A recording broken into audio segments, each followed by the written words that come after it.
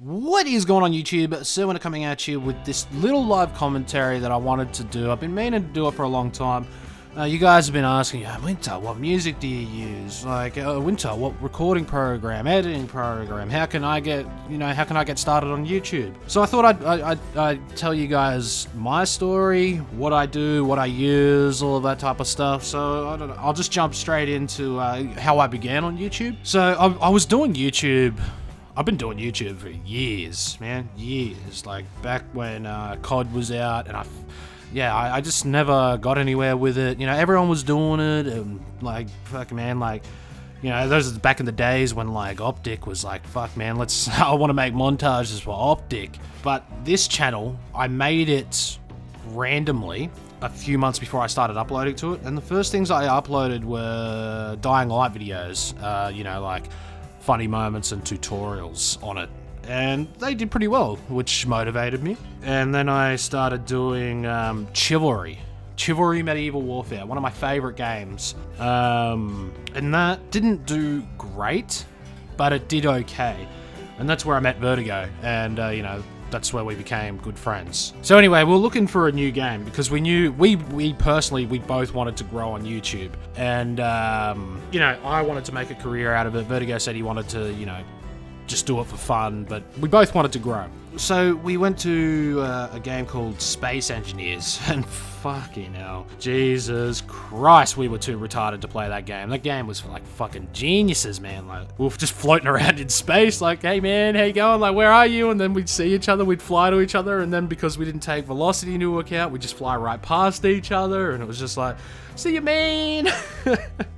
Yeah, it was a fucking nightmare. And anyway, Vertigo brought up Rust, and I said, yeah, I played that game. This was back in Legacy, and I said, well, there's been like a massive update, and I guess we could go play it, and we did. And then that's the video I first made on there called Noob Street, and then that's pretty much where it all started. I think at about episode 3 or 4, I hit 50 subscribers.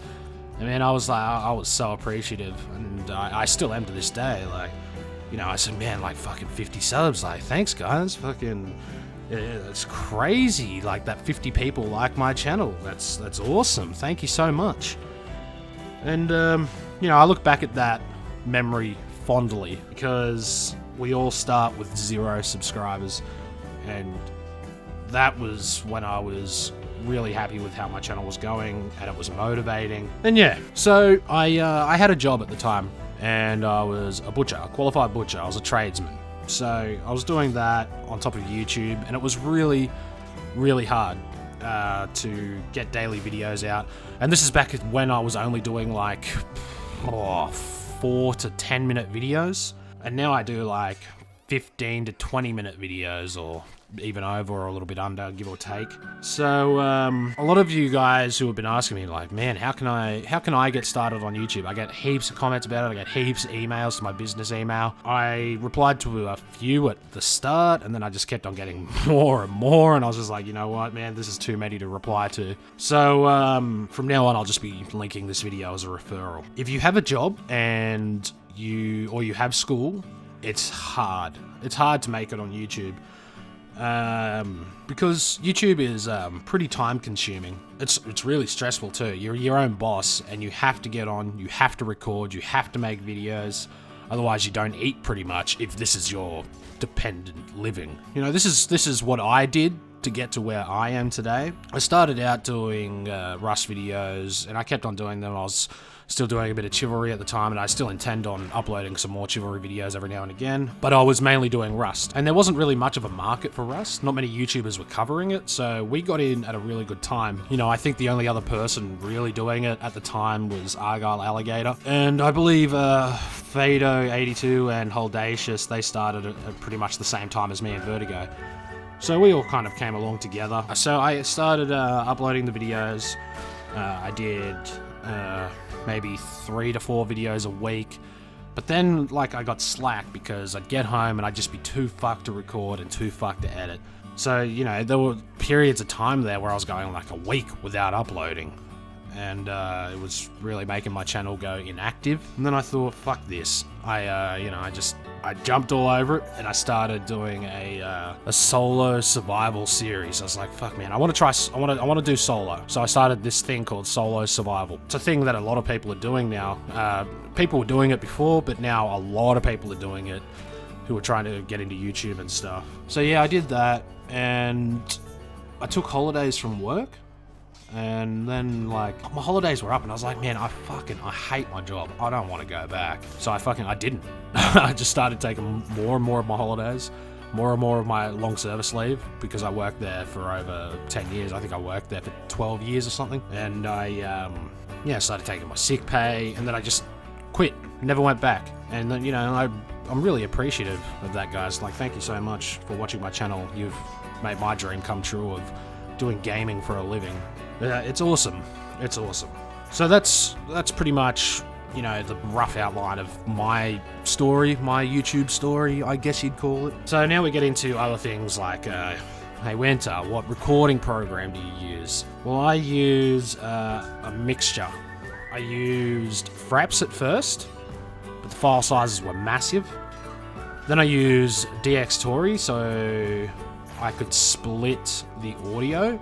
And then I discovered Audacity, so I went back to Fraps and then changed it to 30 FPS to like lower the frames, to lower the file sizes. And then I used that with Audacity, which is an audio program. And recently, Fraps only gets 30 FPS with the new Rust update for some reason. So I had to switch back to DxTory, and then DxTory was getting these mad audio desyncs, like it was fucked. It was adding like 2 hours of extra editing to a video. So I am now using Bandicam for Rust, and which is it's okay, but if the game crashes, the file gets corrupted. I've lost so much footage. So I was actually going to upload Rust today and Rust yesterday, but all of my recordings just keep getting corrupted because the game crashes for some reason when I try to exit it, and I just keep forgetting to like stop the recording, then exit Rust. So I don't know what the fuck's going on. So that's why I've decided to make this video now. For my editing, I use Sony Vegas Pro 13. That's what I use, but I'm thinking of upgrading to, if there's a Sony Vegas Pro 14 out or coming out or whatever it's up to now, I'm thinking of upgrading soon because it's getting pretty old, and I just like to see some new features and whatever. So yeah, Sony Vegas Pro 13. If you want to see my PC specs, just click the description. I'm not very tech savvy. When people go, hey man, what's your CPU and RAM and shit? I'm like, dude, what the fuck are you talking about? I don't fucking know. So I just copy and pasted the specs from the website I bought the PC on, which is PCCasegear.com. It's a company in Melbourne, Australia. They build PCs, and then you can just buy that pre-built PC, custom-built PC, which is pretty cool. So now I'm going to talk about thumbnails. Thumbnails, you probably want to find your own style for, because I see these, like, they're really nice thumbnails, really well done. They look really sleek and stuff, but they also look commercialized. This could be just me. This is probably just my taste, and it is just probably my taste. I like thumbnails that show the game, and they're not clickbaity types of thumbnails. So it'll show like an image from your video, and then it'll have text on it. Make sure you put text on your thumbnails. It's another way to try and draw people in. Try and get an image from the game that shows how the title of the video is, and try and make your own style for it, just like I've done, just like Vertigo's done. It really draws people in. It really does help. There are a lot of videos I see on YouTube, and I'm like, man, that thumbnail looks pretty cool. Wonder what the fuck the video is, and then I go and watch it. Also, titles, don't make them clickbaity pieces of shit. Like, you could be doing a video about Rust, and you see a naked chick, and you could make, don't make the title like Rust's biggest tits ever with a question mark. Stuff like that. It's shit. I hate clickbaity titles. Terrible. And a lot of the community doesn't appreciate them either. So now I'm also going to talk about the different styles of videos you could do. I'm going to use myself and Vertigo again for an example. Our videos are highly edited, which is the time-consuming part. But the difference between me and Vertigo is I do a lot of survival stuff, so I'm playing a lot of the time as well. Vertigo's recently changed his schedule to uploading every second day, but his stories and whatever are of more higher quality than mine. I just play the game and play it for what it is. Vertigo spins gold out of shit, pretty much, which is definitely a good thing. There's also... So he spends a lot of time editing. I spend a lot of time playing and editing, but Rust is Rust. He could also spend a lot of time playing and get shit on, couldn't get his story, and he'll have to go back and do it, whereas I can get shit on and upload that. It's fine, because it's part of my survival story. And don't get me wrong, like, Vertigo uploads a lot of videos where he gets shit on constantly, but when you keep getting KOS'd over and over again, when pretty much your shtick is conversing with people, getting interactions and stuff, that's when it can really slow the process down. I'm gonna use now Partially Royal and Star Sniper as an example. These guys, I think, play a lot of games, and they do a lot of series, and they upload a lot of videos, but it's not as highly edited. What they'll do is, I think they might like put a few cuts in the video just to like cut out like really long boring parts, and then they'll put an intro on it and upload it. We don't really have the internet for that type of stuff, so it's all about using your resources wisely and also your time wisely. So they'll spend a lot of their time playing games and then not as much time editing. And that's perfectly fine. Like, it doesn't make our content any better than theirs. It's just different styles, but it's all pretty much the same amount of time consumption. So depending on how you want to approach YouTube, you got to think about like your internet, how much time you have to play games, or how much time you can spend editing or whatever.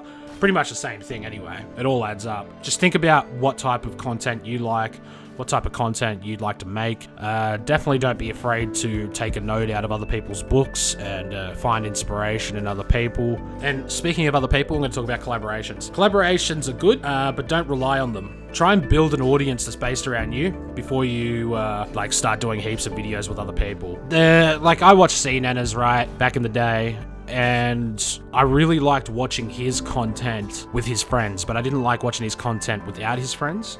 So I just watched content that would have his group of friends in them, because together collectively, they're a really funny group. I personally, I don't dislike CNNers, but I just liked his content with his friends. So try and build an audience that's based around liking you before you build an audience that's based around liking your friends. Now, I can't really say, that applies to me now. It applies to any YouTuber now, because I can't really say, I was watching CNNers from the start, man. Like, I don't know if he was playing with friends, like, pretty much the whole way through, or if he pretty much built a fan base around him, which I'm sure is the latter is more likely. But yeah, he had a really cool group of friends, and I really enjoyed watching that content. But you can't rely on friends forever on YouTube, because more often than not, like, people have fallings out, or other people, have jobs, other people are too busy to come play with you if you're doing this full time. But if you can find a friend who like really plays a lot and on your schedule, then, and there's no side of that down the track of ending, then sure, go for it. But I really recommend trying to build a fan base based around you first. The biggest question I get asked the most is, Winter, what fucking music do you use? How dare you not put the music in the description? How dare you not give credit to the artist of that music? Well, guys, I use a website called Epidemic Sound. I believe anyone can buy a license on it and use the music for free. Well, it's not going to be free, but use the music forever. I think it's like $350 American, but because of the network I'm with, I get that for free. So my network obviously pays them, or sponsors them, or shouts them out, or something, I don't know. But my network's affiliated with them, as are a lot of other networks, but certain networks aren't. They're getting paid, and we're using their music. But here, my friends, is the list of songs from my last soundtrack. There you go. Lap it up, everyone. Enjoy. The ES underscore is just, it means epidemic sound. So that's the playlist before I changed soundtracks about, I don't know, maybe 10 videos ago? I don't know. But yeah, I don't know of any of those. I don't know if a lot of those songs will be on YouTube. I'm not sure, but there you go. there's those songs. But yeah, anyway, I thought I'd just make this unscripted video, talk about where I came from, all the shit I use. Oh, another thing, good quality microphone. Detrimental. Make sure you use a good quality microphone. I use a Blue Yeti. I have a boom, what's it called? A boom arm. I have a pop filter, and I have a shock pad on a Blue Yeti. But I'm thinking about upgrading microphones to the Yeti Pro or some shit. It's a black one. It's an expensive setup, so yeah. And I also use a HD60S for recording console whenever I do that. But yeah, I hope this enlightened a lot of you guys who have asked a lot of these questions. That's pretty much just my ramble on how I started, how I got to be here, etc, etc. So guys, if you like this video, if you like my content, please leave a like and a comment and subscribe, because it helps me more than you know. It helps me eat, puts a roof over my head, you know, it just helps me live, and I appreciate every single day, every single viewer, except for the ones who just come to cuss me out, you little gumbies. Anyway guys, thank you very much, and as always, I will catch you in the next video.